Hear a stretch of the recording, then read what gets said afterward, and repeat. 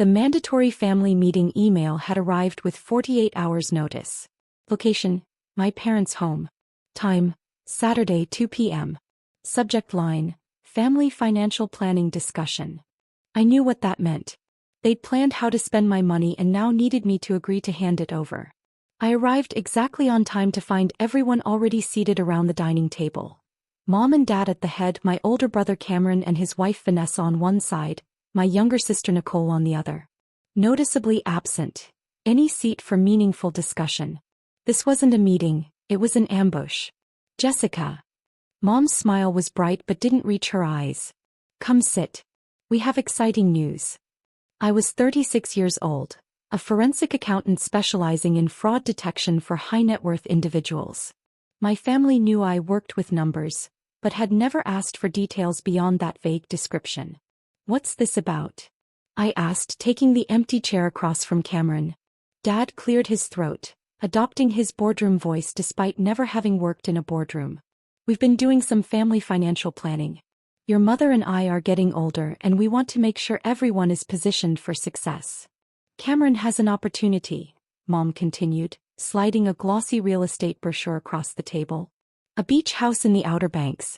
It's a steal at $850,000. I looked at the listing. 4 bedrooms, oceanfront, clearly luxurious. That's expensive, I said carefully. It's an investment, Cameron said, his tone suggesting I was stupid for not immediately seeing the brilliance. Property values in that area are skyrocketing. Plus, we can rent it out when we're not using it. And Nicole needs help with her student loans, Mom added. She's been struggling with the payments. Nicole, who'd taken 7 years to finish a bachelor's degree in communications and was now working part-time at a yoga studio, nodded dramatically. The interest is killing me. I'm paying like $800 a month. So here's what we've decided, Dad said, pulling out a handwritten document that made my forensic accountant's instincts immediately scream danger. We're establishing a family trust. Everyone contributes according to their means, and we distribute according to need. I took the document. It was shockingly detailed for something handwritten. Categories, amounts, timelines. And at the top, in Mom's neat handwriting, Jessica's annual contribution, $150,000. $850,000? Kept my voice level. Annually. According to our calculations, that's reasonable based on your income, Dad said. Cameron contributes his time managing family properties. Nicole contributes her emotional support and care coordination. Emotional support isn't a financial contribution, I interrupted. Family isn't just about money, Jessica, Mom said, her voice taking on a wounded tone. Some of us contribute in other ways. So I contribute money and everyone else contributes vibes? Don't be crude, Cameron said. This is about family unity. We help each other according to our abilities. I looked at the document again. The family trust distribution showed Cameron receiving $850,000 immediately for his beach house, plus $50,000 annually for property management. Nicole would receive $60,000 to eliminate student debt, and $30,000 annually for living expenses. Mom and Dad would receive $40,000 annually for retirement security. Total annual distribution, $180,000. My contribution, $150,000. The math didn't even work. Where does the other $30,000 come from? I asked. Trust, growth and interest, Dad said confidently, despite the fact that no trust actually existed. And what do I get from this arrangement? The table went silent. You get the satisfaction of helping family, Mom finally said. And when we're gone, everything will be yours anyway. So I fund everyone's lifestyle now and maybe inherit whatever's left later? You make it sound so transactional, Nicole said. This is about love and support. I pulled out my phone and opened my Notes app, which I'd been using to document family financial requests for years. Let's talk about support. Over the past 8 years, I've given this family $312,000. Dad's confident expression faltered. I scrolled through my meticulously maintained records. Cameron, I gave you $50,000 for your startup that never launched. Then $30,000 for a business opportunity that was actually a timeshare in Florida. Then $45,000 when you claimed you were being foreclosed on, which I later learned was a lie. Cameron's jaw tightened. Nicole, you've received $89,000 for various emergencies. Student loans, car repairs, medical bills, apartment deposits. I have receipts for all of it. Those were loans, Nicole protested weakly. Were they? Because I haven't received a single payment back. Not $1. Family doesn't expect repayment, Mom said. Then they're not loans, they're gifts. Gifts totaling $312,000 that you now want me to formalize into an annual obligation of $150,000. I pulled up another document on my phone. But here's what's really interesting. 3 weeks ago, I noticed some irregularities in my credit report. So I hired a forensic accountant, a colleague actually, to audit my financial exposure. The room's energy shifted. Dad sat up straighter. Cameron's eyes narrowed. The audit found some concerning things, I continued. For instance, there's a credit card in my name that I didn't open. Current balance, $34,000. The charges trace back to purchases made in North Carolina. Furniture stores, home improvement, all in the Outer Banks area. Cameron's face went pale. There's also a car loan in my name. A BMW X5 registered to Nicole Davis. Balance, $48,000. Nicole wouldn't meet my eyes. And most interesting, there's a home equity line of credit against my condo, the one I own free and clear. Someone forged my signature and opened a $200,000 HELOC. $75,000 has already been withdrawn. Mom's hand went to her throat. My forensic accountant traced every transaction. The HELOC money went into a joint account registered to Cameron and Vanessa, who've spent it on furnishing and making a down payment on, let me guess, a beach house. Now wait just a minute, Dad started. I pulled out a folder I'd brought with me and spread documents across the table. Bank statements, credit applications, forged signatures, transaction histories. These are copies. My attorney has the originals. Every forged signature has been analyzed. Every fraudulent account documented. Every illegal transaction traced. You hired an attorney? Mom whispered. And a forensic accountant. And I've filed preliminary fraud reports with every financial institution involved. You're going to destroy this family over money, Cameron said, his voice shaking with rage. You destroyed this family when you committed identity theft and fraud. I pulled out my laptop and opened a presentation. But let's talk about what you were actually trying to steal. I connected to the TV on the wall and pulled up my complete financial portfolio. Investment accounts, $3,400,000. Retirement funds, $1,800,000. Real estate, primary plus 3 rentals, $2,900,000. Business ownership stakes, $1,600,000. Cash reserves, $680,000. Total net worth, $10,380,000. The silence was absolute. $10 million, Nicole finally whispered. $10.4 million, I said calmly. I'm not just an accountant. I'm a partner at Klein & Associates, one of the biggest forensic accounting firms in the region. I make $420,000 a year plus about $300,000 in bonuses. I've been investing for 15 years. Cameron's mouth fell open. The number work I do? I continued. I investigate fraud for billionaires, corporations, and the government. I catch people who do exactly what you've been doing to me. Dad's voice was small. Why didn't you tell us? Because every time I shared good news, someone asked for money. So I stopped sharing. I clicked to the next slide. Here's what you stole. $34,000 in credit card fraud, $48,000 in auto loans, $75,000 from a fake home equity loan. That's $157,000 in crimes. Add the $312,000 I gave you willingly, and you've cost me nearly $500,000. Mom started crying.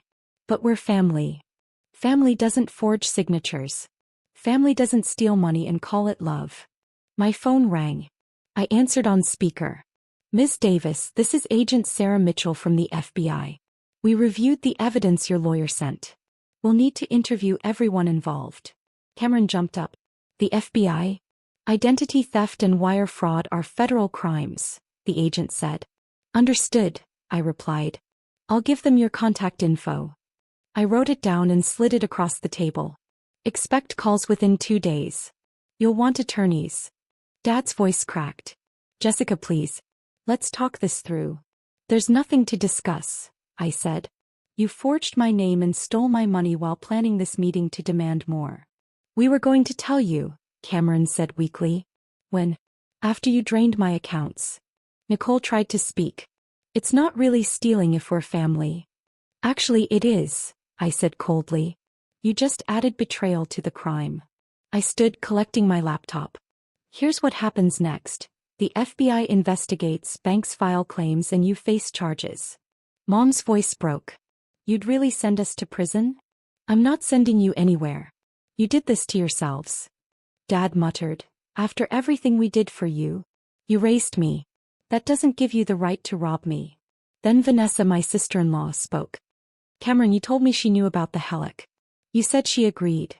Shut up. Cameron shouted. Vanessa glared. You said she was rich and wouldn't miss it. I'm not going to prison for this. I want a divorce. She stormed out and Cameron chased after her. Only my parents and Nicole stayed. I can't believe you're doing this, Nicole whispered. We were family, I said. Now we're victims and criminals. You chose which side you're on. I walked to the door. For what it's worth, I would have helped if you'd asked honestly. But you didn't. You treated me like a wallet, not a person. Mom's voice was faint. Where do we go from here? That's not up to me. It's up to the FBI and the courts. Then I left them sitting at the table where they'd planned to divide my money, surrounded by evidence of their crimes. The investigation was fast. Handwriting experts confirmed the forged signatures. Cameron did most. Nicole helped with the car loan. The fake home equity loan had false documents showing I'd approved it. All three were charged. Cameron faced identity theft, wire fraud, and conspiracy. He took a plea deal, 3 years probation, full repayment, and a felony record. He had to sell his house to repay the $75,000. The beach house they wanted so badly. The deal collapsed the moment the fraud was discovered. Nicole received 18 months probation and owed $48,000 for the car loan, which meant the BMW was repossessed and she was back to riding a bicycle to her yoga studio. My parents weren't charged criminally, but the civil lawsuits were devastating.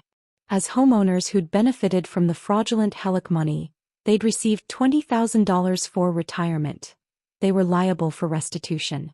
They had to refinance their house to pay it back. The extended family exploded. Some sided with Cameron, claiming I was vindictive for destroying the family over money. Others, including my Aunt Patricia, reached out with their own stories. Cameron borrowed $25,000 from me 8 years ago, Aunt Patricia revealed. Said it was for a business investment. I never saw a penny back. When I asked about it, he said I was damaging family harmony by bringing up money. The pattern was clear. They'd been running this scam on everyone, testing who would and wouldn't enforce boundaries. 6 months after the meeting, I sat in my home office reviewing the settlement documents. Every stolen dollar was accounted for. Every forged signature documented. Every violation memorialized in federal court records. My career had exploded. The case had made me somewhat famous in forensic accounting circles. The accountant who investigated her own family. I'd been invited to speak at 3 conferences about detecting familial financial fraud. My firm had promoted me to senior partner, and my compensation had increased to $850,000 annually. My net worth had grown to $11.2 million. But more than the money, I had something I'd never had before. Peace. The constant anxiety about family demands, the guilt about not giving enough, the fear of disappointing them, all gone. I'd started dating someone I met at one of my speaking engagements. When I'd explained my family situation, he'd said, "You investigated your own family for fraud. That's the most impressive thing I've ever heard." He saw my boundaries as strength, not cruelty. My phone buzzed with an email from Cameron, the first communication since the sentencing. Jessica. My probation officer says I need to write this to show rehabilitation effort. Whatever. Fine. I'm sorry. Not sorry I got caught, sorry I did it. The financial counselor they make me see asked me something. If you'd known your sister was worth $10 million, would you have stolen more or felt worse about stealing? And honestly, I would have stolen more. That's fucked up. I know that now. Vanessa divorced me. I lost the house. I work at a car dealership now, selling instead of buying. It's humiliating. But the weirdest thing? I'm less stressed. Always trying to look rich, to maintain the image, to keep up with people who had real money. It was exhausting. I wasn't even enjoying it. I was just performing. You were right. About all of it. We saw you as an A-team. We never asked what you did or who you were. We just calculated what we could take. I don't expect forgiveness. I don't deserve it. But I wanted you to know, you were right to turn us in. If you hadn't, I would have kept stealing until there was nothing left. Cameron. I read the email 3 times. It wasn't an apology exactly. But it was something rarer, genuine self-awareness. I didn't respond. Maybe someday I would. Maybe this was the beginning of Cameron actually growing up. Or maybe it was just the closure I needed. Either way, I was free. The family meeting where they'd divided my money had been the last time I'd pretended their plans for my finances were any of my business. The last time I'd sat politely while they calculated how much they could extract from me. Mom had announced my brother needed a beach house. I'd documented everything. The forensic accountant had presented evidence. And their assets were frozen. They'd lost their scheme, their money, and their victim. I'd gained something infinitely more valuable. The absolute certainty that protecting yourself isn't cruelty, it's survival. Family meetings aren't supposed to be ambushes where your money is divided without your consent. Family trust isn't supposed to mean giving everything while receiving nothing. And family love definitely isn't supposed to require fraud, forgery, and federal crimes. I'd learned the hardest truth. Sometimes the people who share your blood are the most dangerous to your financial well-being. Not because they hate you, but because they assume love means unlimited access to your accounts. They'd assumed wrong. And now they knew. You don't investigate fraud for billionaires for 15 years without learning how to protect yourself. Even from family. Especially from family. The forensic accountant who'd exposed them? That was me all along. And I'd never stop protecting what I'd built. Not for blood. Not for guilt. Not for the fantasy of family that had never actually existed. Just for me. Finally, completely, unapologetically, just for me.